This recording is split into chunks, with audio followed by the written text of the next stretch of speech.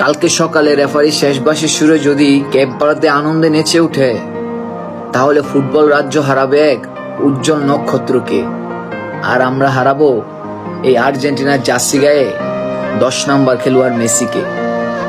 আমরা তা কখনোই চাবো না, কারণ আমাদের এই আর্জেন্টিনা ইমোশন, আবেগ, ভালোবাসা দিয়ে তৈরি। আমরা জয়ের জন্য মাঠে নামবো এবং জয় চিনে মাঠ ছাড়বো। আমি জানি অনেকে মন থেকে চাইবে আজকে আর্জেন্টিনা হারুক, কিন্তু আমরা চাইবো না কখনোই আর্জেন্টিনা হারুক, কারণ আমাদের দলই তো একটা। ইমোশন, কত আবেগ, হারার প্রশ্নই আসে না। আমরা জয় নিয়ে মাঠ ছাড়বো।